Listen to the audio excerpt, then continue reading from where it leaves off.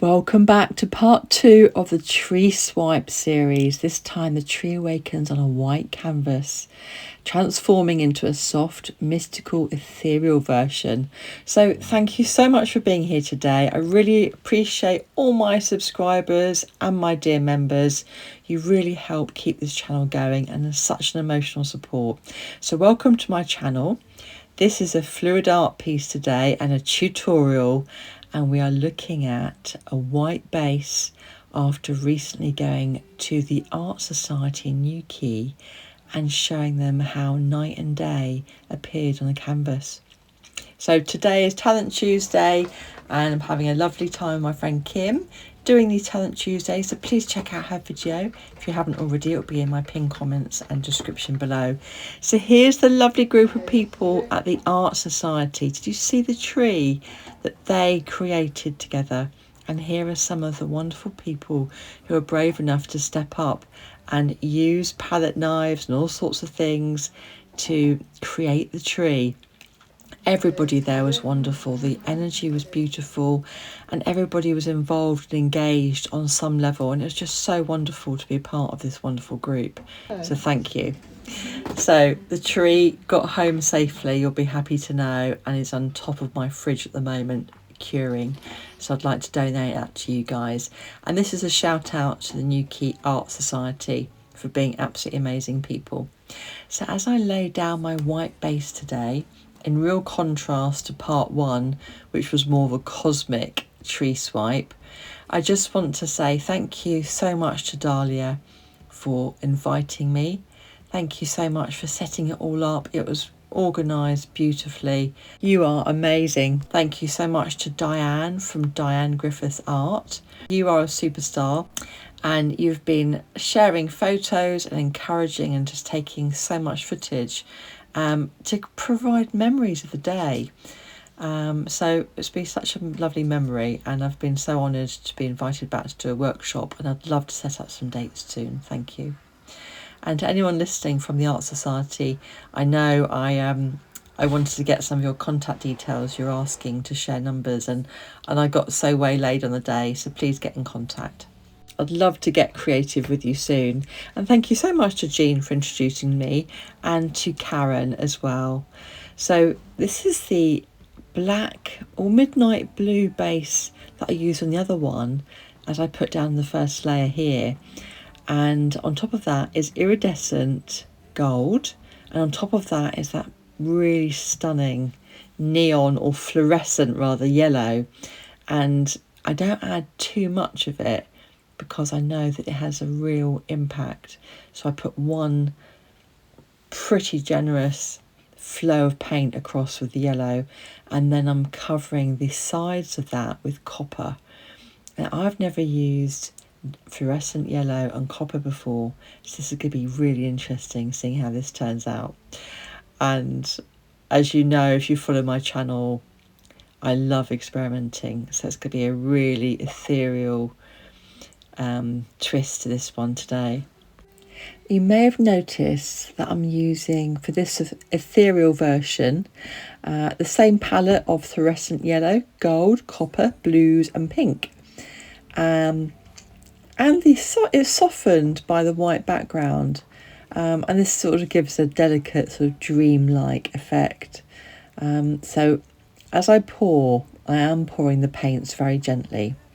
And there's silicone in 3 of the paints, 1 drop of silicone by Pebeo, and the rest of the paints are mixed in my usual way, which is 80% water mixed with 20% Liquitex gloss pouring medium, and then I add 50% of that to 50% paint. Now as you swipe, I tend to swipe right from the centre, and then I let the piece of plastic really gently glide along the canvas and come down the sides, so you can see how the paint creates a whole different effect down the side. Some people want to really quickly just finish the swipe on the top, but actually because it's fluid art, it's lovely when you watch the drips down the side and what effect they create. The reason why I use plastic, this plastic, it's a folder or a sleeve, if you like, a plastic sleeve that you might put your paper in when putting into a folder to file things away. And the reason why I use it for a tree swipe, I've used all sorts of different things, is because of the weight of it, how it glides and how it picks up the paint. So if you see, every time I put down the plastic, I let it sink for a moment, just for a second, and then I glide it across. And you can see with my left hand there, I'm not quite as straight as the right hand side, and actually I'm quite enjoying the jiggly effect. One of the guys in the Art Society started off the wiggle effect last week by doing a real wiggle, and after that everyone wanted to do a wiggle, and I thought how much character it gives to the painting. And I was so pleased when I got home and it was home in one piece. I secured it in the car and then I put it straight on top of the fridge so it would dry, and it's cured really nicely. So I'm going to donate that to the Art Society as a memory of all of the lovely work that you did together as a group. So I've only ever done that once before as a whole group creating one painting, and I think it's a really lovely idea to do in the future. So as we add the drops of silicone in the paint before we actually do the painting, this gives a subtle sparkle and texture as the cells appear, and you can begin to see them very subtly, but I'll give you a close-up momentarily when I use my blowtorch, which creates cells, expands them and encourages them. It's the chemical reaction. The more I do fluid art, the more I realise what of a chemical reaction you have by applying paint in different ways, different layering with heat. It matters how warm it is, what time of year it is, the temperature of which you mix your paints. It's just such an interesting effect that you get, and every time is different because of all those different elements. And that's one of the reasons why I love it, because you don't have a huge amount of control, but you can have some control and you can create form as well. So there's so much to it, and I just giggled at the end of the demo last week where people were saying, goodness me, there's a lot involved with this pouring. There's a lot of prep involved, and it's really quite technical in general. So we're just panning across the piece now, having a quick look to see where I'm going to use my palette knife to create the tree. And I'm using my blowtorch to create cells, and they will be expanding and creating slowly now. You can just see them appearing and they'll just be settling. I love this part where I can just see them creating, and they always seem to create towards the edge. You can just see them just there. So the reason why I'm using a palette knife is you can go into the paint and you can pick up some of the colours underneath, and you can do all sorts of patterns. It's best not to go too sharply in like you would with a normal palette knife, but to skim the surface and go fairly deeply in with a bit of a surface area on top of the paint, so you are mixing the paints as you go along. I tend to try and get the darker paints up from underneath to go through the lighter areas, and I go through the lighter paints in the darker areas. So at this point I'm actually going for some of the darker colours because it's mostly white base, but you can see how much of an impact those other colours have had already. There's a lot of yellow in there actually. It's going to be a bright sunrisey day. So we're revealing the tree fully now and just creating the branches and the twigs, and we're watching those metallics, those iridescent paints catching the light. The blues are rippling and the pinks are highlighting, and I'm quite happy with how the pink's coming out. It's giving a bit of a sunset feel. So as we watch the colours harmonise together, this story continues from darkness to light, from shadow to shimmer, to soft mystical radiance. So enjoy the music, and I'll be back shortly to show you the end result.